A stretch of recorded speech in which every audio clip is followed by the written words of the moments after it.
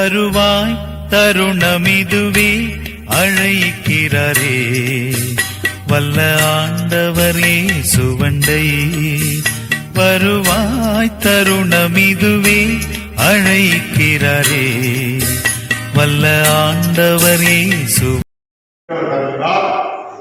So let's just imagine the scene for a few moments. ஆகவே இந்த வார்த்தையை சிலுவையிலே இயேசு மொழிந்த இந்த வார்த்தைகளை நாம் சற்று நேரம் தியானிக்கிறோம். Jesus has been battered and bruised, punched and slapped. ஆகவே இயேசு கிறிஸ்து அவர் அடிபட்டார், அவருடைய சரீரம் நொறுக்கப்பட்டது. His face would have been bruised and swollen. அவருடைய முகம் அந்தகாரமடைந்தது. His back had been torn by the cruel whip. அவருடைய முதுகு அந்த கொடிய அந்த சவுக்கியடியினால் கிழிக்கப்பட்டது.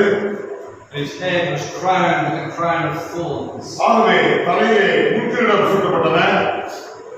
And of course the blood would be streaming down his face. ஆகவே தலையிலிருந்து ரத்த ஆறுகள் அங்கே ஓடின. And so we see this Jesus going through the streets of Jerusalem carrying his cross. ஆகவே இந்த சூழ்நிலையில் அவர் சிலுவையை சுமந்து கொண்டு அந்த எருசலேம் வீதியிலே பயணிக்கிறார். Struggling in weakness and pain. ஆகவே அவர் என்ன செய்கிறார்? உங்களுக்கு எனக்காக அந்த ரட்சிப்புக்காக அவர் முழு பாடுபடுகிறார். And the crowds were watching on. The crowds were watching.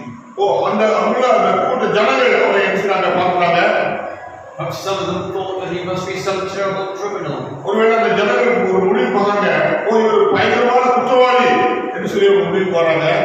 Or others who were aware of him thought he was some false messiah, some blasphemer. சிலர் சொல்றாங்க இவர் கள்ள கிறிஸ்து, கள்ள மேசியா. ஆகவே தான் அவரை அவர் தண்டிக்கப்படுகிறார் என்று எண்ணினார்கள். Soldiers pushed and shoved him on the way to Calvary. ஆகவே அந்த ஜனங்களால் சேர்ந்து அவரை அல்வாரிகள் சிலுவையை எடுத்து போகும்படியாக தள்ளினார்கள். He finally arrives at the place of execution. ஆகவே அந்த அவர் சிலுவையிலே அறைகிற அந்த இடத்துக்கு அவர் நடந்து வரப்பட்டார். There they nailed him hand and feet to the cross. ஆகவே அவருடைய கரங்களில் ஆணி கால்களில் ஆணி அடித்து சிலுவையிலே கொண்டு வைத்தார்கள். He is lifted up there at the junction of a busy street. The junction of the crossroads and the busy street. அவர்கள் அந்த கூட்டமான ஜனங்கள் அந்த இயேசு சிலுவை அந்த இடம் ஒரு பெரும் பாதையான இடமானது. It was a place where many people would pass by. ஆகவே அந்த ஜனங்கள் போகிறவர்கள் வளருமா இருந்தார்கள். And it was a particularly busy time because it was the feast of the Passover. ஏனென்றால் அங்கே பஸ்கா பண்டிகை கொண்டாடப்பட்டது. ஆகவே அந்த பண்டிகைக்கு அந்த ஜனங்கள் அங்கே திரள்கூட்டமாக அங்கே காணப்பட்டார்கள். And Jesus would hear them mocking and laughing at him. ஆகவே இயேசுவை பார்த்து கேலி செய்தார்கள், ஏளனம் செய்தார்கள், சிரித்தார்கள். And the chief priests joined in as well. பிரதான ஆசாரியரும் அந்த ஜனங்களோடு கூட சேர்ந்து கொண்டார்கள். Let's just read verses 31 and 32. ஆகவே நாம் இங்கே 31, 32 அப்படியே பிரதான ஆசாரியரும் வேத பாடகரும் தங்களுக்குள்ளே பரியாசம் பண்ணி மற்றவர்கள் ரட்சித்தார், தனித்தான் ரட்சித்துள்ள திராணி இல்லை, நாம் கண்டு விசுவாசித்ததனாக இஸ்ரவேலுக்கு ராஜாவாகிய கிறிஸ்து இப்பொழுது சிலுவையிலிருந்து இறங்க வேண்டும் என்று சொல்லிக் கொண்டார்கள். அவரோடு கூட சிலுவையில் அறையப்பட்டவரும் அவரை நினைத்தார்கள். He saved other people, why can't he save himself? ஜனங்கள் சொன்னாங்க, மற்றவர்களை ரட்சித்தார், மற்றவர்களை காப்பாற்றினார், ஏன் தன்னைத்தானே காப்பாற்ற முடியவில்லை என்று சொன்னார்கள். He says he's the Christ, but why doesn't he just come down from the cross then? ஆகவே அவர் கிறிஸ்துவன் தான், மெய்யான கிறிஸ்துவன் தான், சிலுவையிலிருந்து இறங்கி வரட்டும். And they laugh at him. ஆகவே இவ்விதமாக சொல்லி அவரை ஏளனம் செய்தார்கள். And the soldiers, without any feeling for him, just cast lots with his clothes. ஆகவே அந்த கீழே போர்கள் அனைவருமே இயேசுவின் அங்கியை அவர்கள் சீட்டு போட்டு பகிர்ந்து கொண்டார்கள்.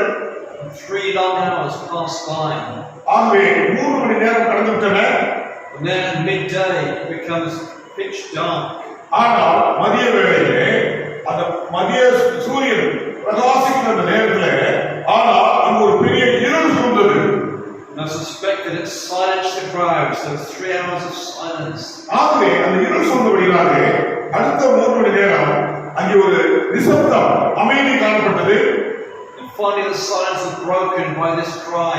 அதன் பின்பாக அந்த அமைதி கலைக்கப்பட்டு நிசப்தம் வெடிக்கப்பட்டு அங்கே ஒரு சத்தம் கேட்டது.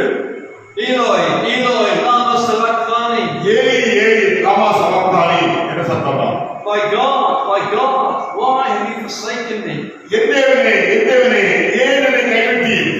There's a cry of deep distress. ஆகவே ஒரு பெரிய மிகுந்த துன்பத்தோடு கூட கிறிஸ்துவை சிலுவையிலே கதறினார். The most moving and heart-wrenching words we could hear. ஆகவே இது உண்மையிலேயே நம்முடைய உள்ளத்தை தொடும்படியாக இருக்கிறது. Here we have an insight into the agony of Jesus' soul. ஆகவே நீங்கள் நானும் அந்த இயேசு கிறிஸ்துவினுடைய ஆத்மாவிலே பட்ட அந்த வேதனையை நாம் என்ன செய்ய வேண்டும்? அறிந்து கொள்ள வேண்டும், புரிந்து கொள்ள வேண்டும்.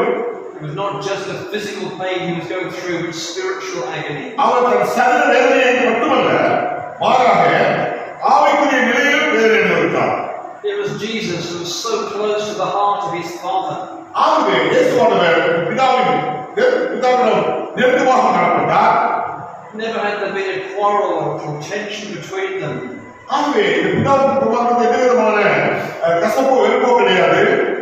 He rejoiced and smiled and laughed of his Father. ஆகவே பிதாவின் அன்பினால், பிதாவின் மகிழ்ச்சியினால் இந்த குமாரனாகிய கிறிஸ்து இளைத்தவராய் இருந்தார்.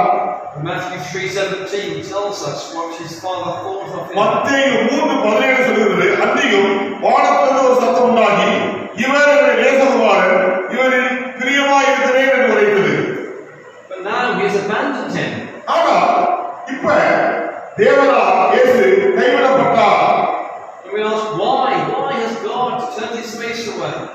ஏன் தேவனை கர்த்தர் தன்னுடைய குமாரன் ஆரம்பத்திலே நேசகுமாரன் என்று சொன்னவர் இப்பொழுது தன் முகத்தை அவரை விட்டு மறைத்து கொண்டார். Jesus had never sinned. He was so righteous, so faithful. இயேசுவானவர் நீதியுள்ளவர், உண்மையுள்ளவர். அவர் ஒருபோதும் பாவம் செய்ததில்லை. This is the God who he trusted in all the way from his birth. ஆகவே சிலுவையிலிருந்து அவர் கர்த்தருக்கு பிரியமான காரியங்களை செய்து வந்தார். What was going on? அப்படின்னா இங்க எது நடக்குது? To be forsaken by your friends is a terrible thing. ஆகவே சொந்த நண்பர்களால் வெறுக்கப்படுவது என்பது பெரிய பயங்கரமான காரியம். Or a wife to be forsaken by her husband. சிலருடைய மனைவியை கணவன் இருக்கிறார். Or a child forsaken by its parents. சிலருடைய குழந்தை பெற்றோர்களால் வெறுக்கப்படுகிறது. But a man forsaken by his creator, what an awful thing this is. ஆகவே சிலருடைய மனிதர்கள் தன்னுடைய நண்பர்களால் வெறுக்கப்படுகிறார்கள். And Jesus doesn't cry out, my Father, why have you forsaken me? ஆனால் இயேசு சொல்கிறார், என் பிதாவே ஏன் என்னை கைவிட்டீர்? It's as though he's lost that sense of love and closeness with God. ஆகவே இது எதை காட்டுகிறார்? கிறிஸ்து இவ்விதமாக வெளியிடுவதை நாம் பார்க்கலாம். It's not just that he is suffering on that cross, but the absence of God is making it so hard. ஆகவே கிறிஸ்து சிலுவையிலே சரீரமாக வேதனைப்பட்டவர் மட்டுமல்ல, தேவ பிரசன்னத்தை அவர் ஒரு கணம் இழந்தார். It is the only time he cried out in his distress. வரலாற்றிலே இயேசு வாழ்க்கையிலே ஒரே ஒரு முறைதான் பிதாவினால் அவர் கைவிடப்பட்ட நிலையை அவர் உணர்ந்து கதறுவதை நாம் பார்க்கலாம். It wasn't the nails or the mockery that hurt so much. ஆனால் இங்கே அதுக்கு முன்பாக இயேசு மற்றவர்களை தூஷித்தார்கள், அவமானப்படுத்தினார்கள். Losing the sense of his Father's presence and love. ஆகவே தன்னுடைய பிதாவின் பிரசன்னத்தை அவர் இழந்தார். அவருடைய மனநிலை மாறிவிட்டது. It wasn't just psychological, a sense of abandonment because he'd go through a very hard time. இது சரீர ரீதியான காரியங்கள் பயங்கரமாக நெருக்கப்படும் பொழுது நாம் கூட மன ரீதியாக பாதிக்கப்படுகிறோம், சோதிக்கப்படுகிறோம். It was not that, it was something far deeper than that. ஆனால் அதை காட்டிலும் மேலான ஒரு காரியம், பிதாவால் இயேசுவானவர் கைவிடப்பட்டாரே, அதற்கு இப்பொழுது சொன்ன அந்த காரியங்கள் மட்டுமல்ல, இதற்கு மேலாக ஒரு காரியம் உண்டு. The fact that Matthew and Mark record only this saying gives it some importance. ஆகவே அதனால்தான் மத்தேயு மார்க்கு இந்த வார்த்தையை அவர்கள் சுட்டிக்காட்டுகிறார்கள். Here is Jesus bearing the judgment for sin. ஏன் தெரியுமா? உங்களுடைய பாவத்தின் நியாய தீர்ப்பை கிறிஸ்து சிலுவையிலே சுமந்தார். அதுதான் முக்கிய காரணம். The sins of all who would ever believe upon him were being laid on Jesus. நம்முடைய அத்தனை பாவங்கள் இயேசு கிறிஸ்து மீது சுமத்தப்பட்டன. He was being treated as though he had committed the sins we had committed. நாம் செய்த பாவம் இயேசு செய்தது போல அங்கே காட்சியளிக்கப்பட்டது, கடத்தப்பட்டது. Our pride and our selfishness, நம்முடைய சுயம், நம்முடைய பெருமை இவைகளுக்காக கிறிஸ்துவினால் தண்டிக்கப்பட்டார். our evil and bitter thoughts, சில நேரங்களில் நம்முடைய வாழ்விலே கெட்ட சிந்தனை வருகின்றன, மற்றவர்களை குறித்த கசப்பான வருகின்றன. இவைகளுக்காக கிறிஸ்து தண்டிக்கப்பட்டார். Those things we've said to hurt people. Things we've said to hurt people. ஆனால் அந்த மக்கள் எதிர்பார்க்க சில மோசமான காரியங்களை செய்தவனினாலே ஆண்டவர் தண்டிக்கப்பட்டார். Or our unbelief and rejection of God. சில நேரங்களிலே நாம் அவிசுவாசப்படுகிறோம், தேவனை நாம் மறுதலிக்கிறோம். It was all laid upon Jesus. அப்படி என்றால் இப்படிப்பட்ட அக்கிரமங்கள் பாவங்கள் இயேசுவின் சுமத்தப்பட்டன. And he was made a curse. ஆகவே உங்களுக்காக எனக்காக அவர் பாவமானார் மட்டுமல்ல, சாபமானார். When Jesus was in the Garden of Gethsemane, he describes the coming ordeal like drinking from a bitter cup.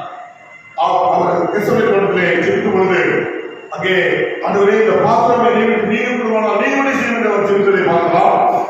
This was the cup of God's wrath and judgment. அப்படி என்றால் அது என்ன பாத்திரம் என்றால் தேவனுடைய நியாய தீர்ப்பின் பாத்திரம். And those 3 hours of darkness reinforced the fact that Jesus was under judgment. ஆகவே அந்த 3 மணி நேரம் அந்த ஒரு இருள் சூழ்ந்தது மத்தியான வேளையிலே அந்த இருள் எதை காட்டுகிறது என்றால் ஒன்றுமே அறியாத பாவம் செய்யாத தேவகுமாரன் அங்கே நம்முடைய அக்கிரமங்களால் சுமத்தப்பட்டு அவர் அநீதியாக தண்டிக்கப்பட்டார். Darkness means the loss of comfort and hope in lives. ஆகவே அந்த இருள் எதை காட்டுகிறது என்றால் நம்பிக்கை இழந்த நிலையை காட்டுகிறது. And so God turned his face away from Jesus. ஆகவே பிதாவாகிய தேவன் தம் முகத்தை தம் குமாரன் இயேசுவை விட்டு மறைத்துக் கொண்டார். Because God is so pure, he cannot look upon sin. ஆனால் தேவனை கர்த்தர் பரிசுத்தம் உள்ளவர், ஆனால் பாவத்தை பார்க்க மாட்டார். He sees our sin laid on Jesus, his wrath comes against him. நம்முடைய பாவ அக்கிரமங்கள் இயேசுவில் சுமத்தப்பட்டபடியாலே பிதா தம் முகத்தை மறைத்துக் கொண்டார். Jesus was going through hell. ஆகவே இந்த இடத்துல நாம் பார்க்கும்போது இயேசு கிறிஸ்து ஒரு நரக வேதனையை சிலுவையிலே அனுபவித்தார். All that men had done to him was nothing compared with what he was going through in this. ஆகவே இந்த இடத்துல பார்க்கும்போது அவர் அவ்வளவு சொல்லாத துன்பம் துயரத்தை சிலுவையிலே அனுபவித்ததை பார்க்கலாம். Jesus was standing in the place of sinners like us. நம்மை போல பாவி இருக்க வேண்டிய இடத்திலே கிறிஸ்து நின்றார். He was bearing the curse that separates us from God. ஆகவே நம்முடைய பாவங்கள் நமக்கு வந்த சாபங்கள் தான் கடவுளுக்கு நமக்கு பிரிவினை உண்டாக்குகின்றன. And yet there were many people who couldn't see what was going on. ஆனால் இன்னைக்கு அநேக ஜனங்களுக்கு என்ன நடக்குதுன்னு தெரியவில்லை. They thought he was just crying out for Elijah. ஒருவேளை அவர்கள் ஏறி ராம சுகத்தனை சொன்னாரே, மற்ற ஜனங்கள் ஒன்றும் புரியல. அவர் என்ன செய்யணுமா, எலியாவை கூப்பிடுகிறார். ஆகவே எலியா வரட்டும் நான் பார்க்கலாம் என்றார்கள். They offered him a drink so that could help. அதன் பின்பாக கசப்பு கலந்த காடியை அவருடைய வேதனையை குறைக்கும்படியாக கொடுத்தார்கள். They were completely ignorant of the fact that Jesus was dying as a sacrifice for sin. இயேசு நம்முடைய பாவங்களுக்காக சிலுவையிலே தியாக பலியை அவர் செலுத்திக் கொண்டிருக்கிறபடியாலே அவர் அந்த பாவத்தை வாங்க மறுத்து விட்டார். But what does the cross of Jesus mean to you this evening? இந்த பாதையிலே இயேசு கிறிஸ்துவின் சிலுவை உங்களுக்கு என்ன போதிக்கிறது? Do you see here what Jesus was suffering? அப்படி என்றால் உங்களுடைய பாவத்துக்காக அக்கிரமத்துக்காக இயேசுவானவர் சிலுவையிலே வேதனையை சகித்தார். Do you see that he was suffering for your sin? நீங்கள் உங்கள் பாவத்துக்காக தண்டிக்கப்பட வேண்டும், ஆனால் உங்களுக்கு பதிலாக கிறிஸ்து சிலுவையிலே தண்டிக்கப்பட்டார். You look at Jesus and say he was taking my place. நீங்கள் இயேசுவை நோக்கி நீங்கள் சொல்லுங்கள், ஆண்டவரே நான் சிலுவையில் அறையப்பட வேண்டும், என் இடத்தை நீ நிரப்பினீர் என்று சொல்லுங்கள். And you left me awe and wonder at his sacrifice for you. ஆண்டவரே நீர் அருமையான ஒரு தியாகத்தை எனக்காக தியாக பலியாக ஒப்புக்கொடுத்தி. Or do you see nothing more than just natural suffering? அப்படி என்றால் இனிமேல் என்னுடைய பாவத்துக்காக இந்த வேதனையும் எனக்கு தேவையில்லை. If that is so, then may your eyes be open to see what Jesus was really doing on the cross. ஆகவே சிலுவையிலே இயேசு செய்த காரியத்தை நாம் காணும்படியாக நம்முடைய மனக்கண்கள் திறக்கப்பட வேண்டும். Now I want to draw out 4 lessons from this. இந்த பகுதியிலிருந்து உங்களுக்கு 4 குறிப்புகளை நான் சொல்லி இந்த சிற்றுரையை முடிக்க விரும்புகிறேன். The first thing is how terrible it is to face the judgment of God. முதல் காரியம் என்னவென்றால் உங்கள் மீது என் மீது வர வேண்டிய பயங்கரமான கொடூரமான அந்த நியாய தீர்ப்பை கிறிஸ்து சிலுவையிலே சகித்தார், சுமந்தார். The cross tells us that God must punish sin. சிலுவை எதை காட்டுகிறது என்றால் நம்முடைய பாவங்கள் தண்டிக்கப்பட வேண்டும். He is holy and righteous. He cannot just sweep sin aside as though it doesn't matter. இயேசுவானவர் நீதியுள்ளவர், பரிசுத்தமுள்ளவர். ஆகவே பாவத்தை பாராமல் விட்டுவிட மாட்டார். Just imagine if someone had attacked you and beaten you up and they're taken to court. சில நேரங்களிலே சிலர் ஒருவரை தவறாக அடித்து அவரை வக்கீலிடம் நீதிமன்றம் போகிறார்கள். And the judge just said, "Oh, never mind, he's not a bad man. I'll excuse him." ஒருவேளை அந்த நீதிமன்றம் சொல்வாரா, அந்த அடிபட்டவர் பண்றது பரவாயில்ல, முதல்ல வழக்கு சென்றா என்று சொல்வாரா, அல்லது நியாயத்துக்கு போறா அவருக்கு முன்ன இந்த குற்றவாளிகளுக்கு தண்டனை கொடுப்பாரா? You'd be angry, wouldn't you? Because justice wasn't being done. அப்படின்னா நீ வந்து கோபப்பட்டவரை தாக்கிக்கிறாரா, நீதிபடி நீ தண்டிக்கப்பட வேண்டும் என்று சொன்ன அந்த நீதிபதி சொல்வார். God is a God of justice. Sin must be punished. நீதியுள்ள தேவன். ஆகவே பாவத்தை பாராமல் விட மாட்டார். பாவம் தண்டிக்கப்பட வேண்டும். Even his son cannot be spared when that sin is made on him. அப்படி என்றால் உங்களுடைய பாவம் தம் குமாரன் இயேசுவின் மீது சுமத்தப்பட்டு அவர் சிலுவையிலே அது தொங்கினார். There is a judgment and there is a hell, even though many people, even in the church, don't want to acknowledge it. ஆகவே அதுதான் தேவனுடைய நீதி, அதுதான் தேவன் கொடுக்கிற அந்த பரிகாரம். And at the cross we see a glimpse into that hell. இந்த இடத்துல அந்த சிலுவை மரணத்துல கிறிஸ்து நரக வேதனையை அனுபவித்ததை நாம் பார்க்கலாம். We see the physical and the mental and the spiritual suffering of Jesus. இயேசுவானவர் சரீர ரீதியாக, மன ரீதியாக, ஆவிக்குரிய ரீதியாக மூன்று நிலைகளிலும் அவர் என்ன செய்தார்? அவர் வேதனையை சகித்தார். What a terrible thing it is to be abandoned by God. ஆனால் அதோட முக்கியமான கொடூரமான காரியம் என்னவென்றால் தேவனால் கைவிடப்பட்டார். In this world, every day God blesses us with His gifts. சில நேரங்களில் உலகத்தை தேவன் ஆசீர்வதிக்கிறார். He gives us sunshine and rain and food and health and strength. தேவனை கர்த்தருக்கு அருமையான சூரியனை கொடுக்கிறார், மழையை கொடுக்கிறார், காற்றை கொடுக்கிறார், இன்னும் அநேக ஆசீர்வாதங்களை கொடுக்கிறார். But in hell there'll be no good things from God. It will be total darkness. ஆனால் நரகம் அது ஒரு இருள் சூழ்ந்த இடம். அங்க எந்த நன்மையான காரியம் இருக்காது. It is from God that every good gift comes. When God forsakes us, then there'll be nothing good. ஆகவே நன்மையான எந்த ஈவும் பூர்ணமான எந்த வரம் ஜோதிகளின் பிதாவிற்கு இறங்கி அந்த பரலோகத்தில் இறங்கி வருகிறது. And the worst thing is it will be a loss of hope, no hope of escape. ஆகவே நாம் நம்பிக்கையற்ற நிலையில் நாம் இருக்க வேண்டாம். அந்த இயேசுவை விசுவாசிப்போம். During the Second World War, the Germans had a very big warship called the Bismarck. இரண்டாம் உலகப் போரிலே அந்த ஜெர்மானியர்கள் அங்கே ஒரு கப்பலை செலுத்தினார்கள். And the British sunk that ship. ஆனால் பிரிட்டிஷ்காரர்கள் சொன்னாங்க அந்த ஜெர்மானியர்கள் செலுத்தின அந்த கப்பலை நிறுத்தினாங்க. Many German sailors were left in the sea. ஆனால் அநேக ஜெர்மானிய போர்வீரர்கள் அங்கே கடலில் தள்ளப்பட்டார்கள். And the British were trying to rescue them, and then they had news that a German submarine was coming. ஆனால் சில பிரிட்டிஷ்காரர்கள் ஜெர்மானிய வீரர்களை காப்பாற்ற முயற்சி பண்ணார்கள். ஆனால் அதே வேளையிலே அந்த ஜெர்மனி தேசத்துடைய நீர்மூழ்கி கப்பல் வந்தது. So the British ship turned and sailed away. ஆனால் பிரிட்டிஷ்காரருடைய கப்பல் அந்த வீரர்களை காப்பாற்ற முயற்சித்தார்கள். Can you imagine what it was like for those German soldiers who saw their only hope disappearing? Then they saw their only hope disappearing. The ship was gone. அவ என்ன சொல்ல தெரியுமா? இவனை காப்பாற்ற வேண்டாம் என்று சொல்லப்படினாலே அவங்க அந்த கடலில் மூழ்கி அந்த ஜெர்மனி வீரர்கள் மறித்தார்கள். They were left abandoned in the sea without hope. ஆகவே நம்பிக்கையின்றி அவர்கள் கைவிடப்பட்டார்கள். And that's what hell is like. There's no hope. ஆனால் அந்த நம்பிக்கை அவர்களுக்கு இல்லை. This is the plight of all who die unforgiven. ஆகவே இது மன்னிக்க முடியாத ஒரு நிலையை பார்க்கிறோம். Die without the Lord Jesus Christ as their personal Savior. சில நேரங்களிலே இயேசு ரட்சகராக ஆண்டவராக ஏற்றுக்கொள்ளாமல் மன்னிக்கிற சில மனிதர்களை பார்க்கிறோம். Do you know the Lord Jesus Christ as your personal Savior? இன்று மாலையில் சொன்னீர்கள், உங்களுக்கு தெரியுமா இயேசு கிறிஸ்து உங்கள் ரட்சகர் உங்களுக்கு தெரியுமா? It is not enough to have Christian parents. சில நேரங்களில் கிறிஸ்துவ பெற்றோரை எடுத்துக்கலாம். It is not enough to go to church. நீங்கள் ஆலயத்துக்கு வரலாம். It is not enough to know about Jesus.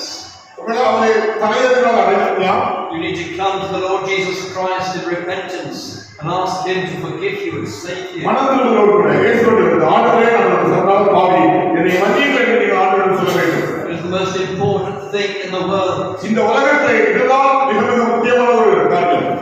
Let let not your fate be to be abandoned by God. உங்களுக்காக அந்த கிறிஸ்து தேவனால் பார்க்கப்பட்டார். If you haven't already, then seek the Lord's mercy. ஆகவே நீங்கள் தேவனுடைய கிருபையையும் அவருடைய அன்பையும் நாடுங்கள். Because Christ went through hell in order to save us from it if we trust in Him. அப்படின்னா இயேசுவை யார் விசுவாசிக்கிறார்களோ அவர்களை ரட்சிக்கும்படியாக கிறிஸ்து அங்க அந்த இருளிலே நரக வேதனையை அனுபவித்தார். We have seen how terrible the judgment of God is. அப்படின்னா தேவனுடைய நியாயத்திற்கு எவ்வளவு கொடூரமானது என்பதை உணர்ந்து கொள்ளுங்கள். Secondly, let's see the wonder of the love of God for us. இரண்டாவதாக நாம் பார்க்கிறோம் தேவ அன்பை நாம் பார்க்கிறோம். We have a picture of this. If you remember the story of Abraham. நீங்கள் சில வேளைகளில் இதை பார்த்தீங்களா? ஆபிரகாமுடைய சரித்திரம் உங்களுக்கு தெரியுமா? And back in Genesis chapter 22 and verse 2. ஆதியாகமம் 22 இரண்டாவது வசனத்திலே இவ்விதமாக நாம் என்ன வாசிக்கிறோம்? நான் வாசிக்கிறேன். ஆதியாகமம் 22வது அதிகாரம் 2வது வசனம். அப்பொழுது அவர் உன் புத்திரனும் உன் ஏகசுதனும் உன் நேச குமாரனாகிய ஈசாக்கை நீ இப்பொழுது அழைத்துக் கொண்டு மோரியா தேசத்துக்கு போய் அங்கே நான் உனக்கு குறிக்கும் மலைகளில் ஒன்றின் மேல் அவனை தகன பலியாக பலியிடு என்றார். See how God emphasizes the huge task that Abraham was called to do. Abraham என்ன செய்ய வேண்டும் என்பதை அவர் சொல்கிறார். He says, take your son. அவர் சொல்கிறார் உன் புத்திரன் உன் குமாரன் என்று சொல்கிறார். Your only son. ஒரே மகன் என்று சொல்கிறார். The son whom you love. நீ நேசிக்கிற நேச குமாரன் ஈசாக்கு என்று சொல்கிறார். And offer him as a burnt offering. ஆகவே இந்த குமாரனை நீ எனக்காக பலியிடு. Imagine being asked to do that. ஆனால் அது ரொம்ப என்ன நடந்தது நமக்கு தெரியும். Imagine the agony in Abraham's heart as he went up to Mount Moriah. ஆனால் தன்னுடைய மகனை குறித்து ஆலோசனை காரியம் ஆபிரகாமை வேதனைப்படுத்தியது. ஆனாலும் தன் மகனை பலியிடும்படியாக போகிறார். Thankfully, Isaac was spared in the end, wasn't he? ஆனால் நாம் சரித்திரம் நன்றாக தெரியும். ஆனால் ஈசாக்கு பலியிடப்படவில்லை. அவன் என்ன தப்பிக்கிறான். But here God gives His son. ஆனால் இந்த இடத்துல பார்க்கும்போது தேவன் தம் குமாரனையே சிலுவையை பலியாக கொடுத்தார். His only son. ஒரே பேரான குமாரன். The son who He loves with an infinite love. கர்த்தர் அந்த நேச குமாரன் என்று அவரை நேசிக்கிறார். And He gives Him to die on the cross. சிலுவையை பலியாக கொடுத்தார். He gives Him to suffer the darkness of hell. ஆகவே கிறிஸ்துவானவர் அந்த இருளின் அந்த அந்தகார சக்தியை உணர்ந்தார். In order to receive us in mercy, He had to abandon His son. ஆகவேதான் கர்த்தருடைய குமாரன் அங்கே வளர்க்கப்பட்டார். He had to break that precious bond with Him and turn His back upon Him. அப்படி என்றால் பிதாவாகிய தேவன் குமாரனை பார்க்க முடியவில்லை. அவரை விட்டு தன் முகத்தை மறைத்துக் கொண்டார். How deep the Father's love is to us. அப்படி என்றால் பிதாவுடைய அன்பு மகன் மீது எவ்வளவு என்பதை பாருங்கள். How vast beyond all measure. அப்படி என்றால் அளவற்ற அன்பு, ஒப்பிடப்பட முடியாத அன்புதான் பிதாவின் அன்பு. But see to the love of the Lord Jesus Christ. ஆனால் இதை நீங்கள் இயேசு அன்பை நீங்கள் பாருங்கள். God doesn't impose this on His Son unwillingly. ஆகவே பிதாவாகிய தேவன் தன் குமாரனை விருப்பப்பட்டு சிலுவைக்கு அனுப்பினார். Jesus submits to drinking this cup of wrath. ஆகவே இந்த கோபாக்கினியின் பாத்திரத்தில் அவர் பானம் வேண்டியதாக இருந்தது. He says in the Garden of Gethsemane, "Your will be done." கர்த்தருடைய தோட்டத்திலே சித்தம் செய்தார். பிதாவே என் சித்தத்தின்படி அல்ல உம்முடைய சித்தத்தின்படி ஆகட்டும் என்று ஜெபித்தார். He was not forced to go to the cross. He went deliberately. அப்படி என்றால் இயேசுவை சிலுவைக்கு போகும்படியாக யாரும் வற்புறுத்தவில்லை, கட்டாயப்படுத்தவில்லை. அவர் தானாக முன்வந்து சிலுவைக்கு சென்றார். He came into the world for this very purpose. அதற்காகத்தான் இயேசு உலகத்தில் மனிதனாய் பிறந்தார். And here we see how hard it must have been for the Lord Jesus. அப்படி என்றால் அந்த இயேசுவானவர் தன்னை தியாகமாக வழியாக ஒப்புக்கொடுத்ததுனால ரட்சிப்பை சம்பாதித்திருக்கிறார். No wonder He shrank from it in the Garden of Gethsemane. Let's pull back from it. அந்த கெத்செமனே தோட்டத்திலே ஒரு பயங்கரமான வேதனை அனுபவித்தார். But He went through it because He loved us so much. உங்களை என்னையும் அதிகமாக நேசித்தபடினாலே இயேசுவானவர் கல்வாரிக்கு சென்றார். We're told in Ephesians 5 to walk in love as Christ also has loved us. ஆகவே கிறிஸ்து எந்த அளவாக நம்மை நேசித்தார், ஆகவே நாம் அவரை நேசிக்க வேண்டும். And given Himself for us as an offering and a sacrifice to God. ஆகவே அவர் தன்னையே முற்றிலுமாக ஒப்புக் கொடுத்தார். அதுபோல நீங்கள் நானும் அவரை ஒப்புக் கொடுக்க வேண்டும். That is the depth of His love for us. ஆகவே இங்கே கிறிஸ்து நன்மை நாம் பார்க்கிறோம். In the Bible, Christians are called beloved, beloved of God. ஆகவே வேதத்திலே கிறிஸ்தவர்கள் அன்புக்குரியவர்கள் அன்பானவர்கள் அழைக்கப்படுகிறார்கள். Christian, you are loved by God intensely. அப்படி என்றால் நீங்கள் அனைவரும் இயேசு விசுவாசத்தில் அனைவருமே தேவனால் அன்பு கூறப்படுகிறீர்கள். We can hardly know how much we are loved by God. அப்படி என்றால் தேவனாய கர்த்தர் உங்களுக்கு மீது எவ்வளவு அழகான அன்பை அவர் கொள்கிறார். Romans 8 verse 32 encourages us here. இங்கே இந்த சமயத்திலே அப்போஸ்தலனாகிய பவுல் எழுதின ரோமருக்கு எழுதின திருமுகம் 8ஆம் அதிகாரம் 32ஆம் வாக்கியம் விகிதமாக சொல்கிறது. ரோமர் 8:32 நான் வாசிக்கிறேன்.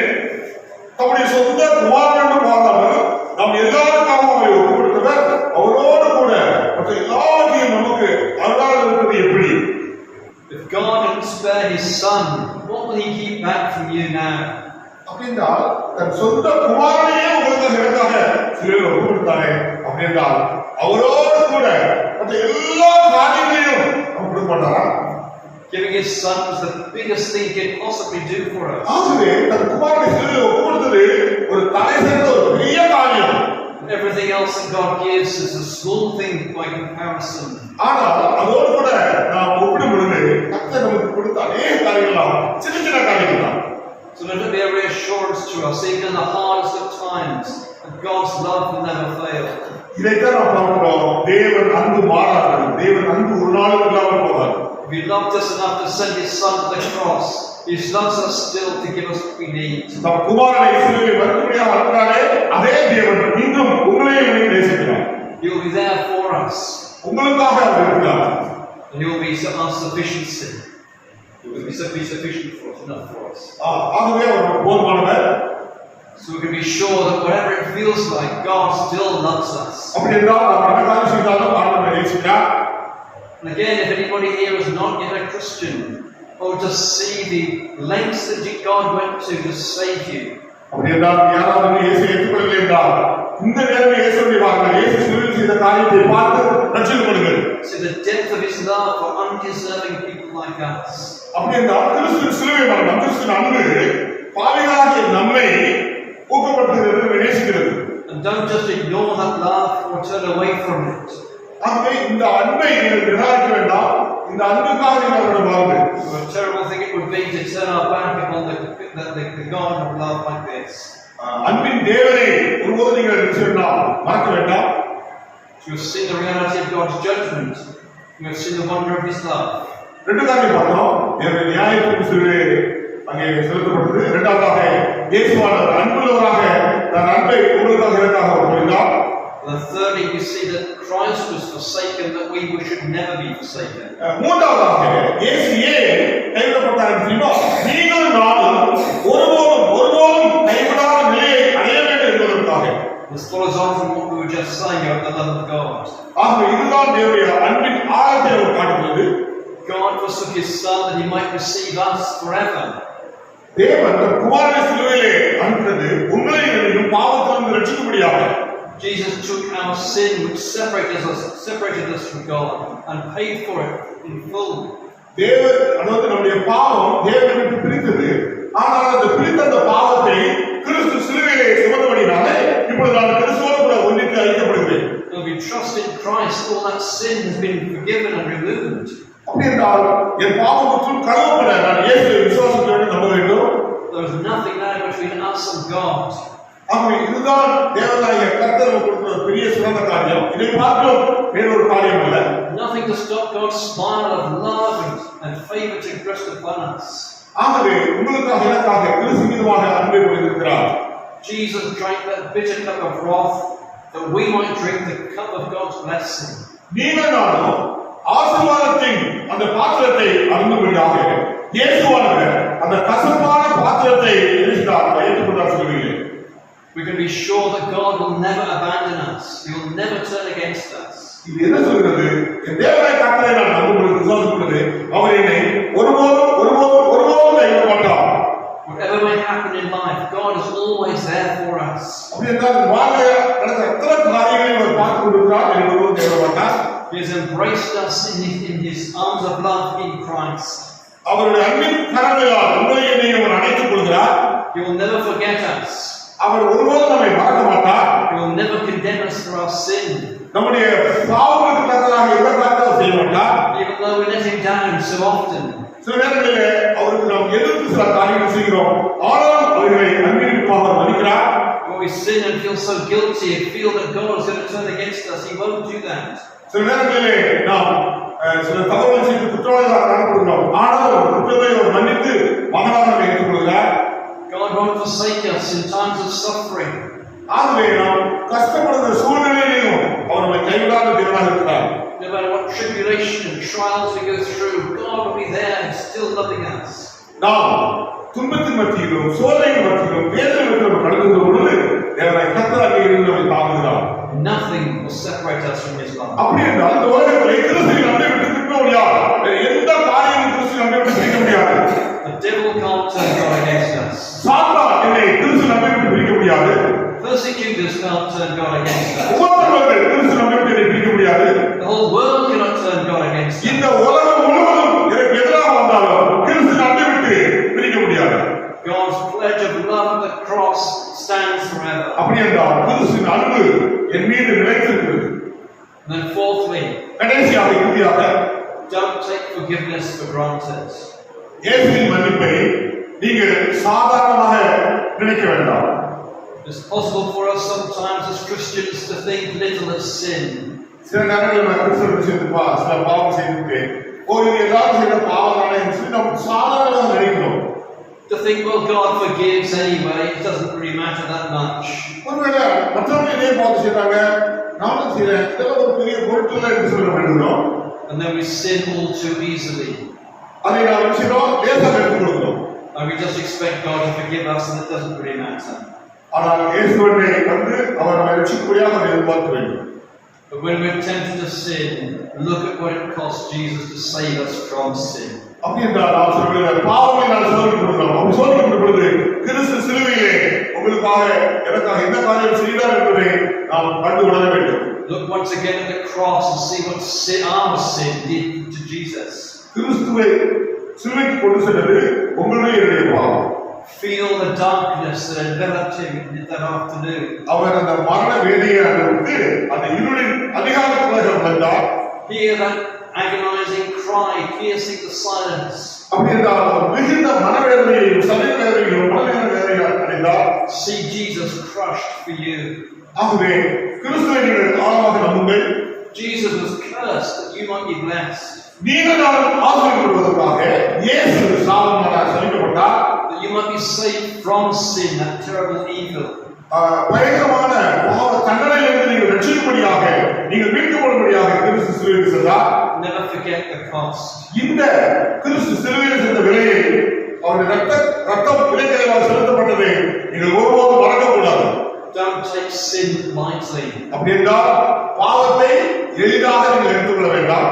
Don't take salvation lightly. இயேசு கொடுக்கிற ரட்சிப்பையும் நீங்கள் எளிதாக எடுத்துக்கொள்ள வேண்டாம்.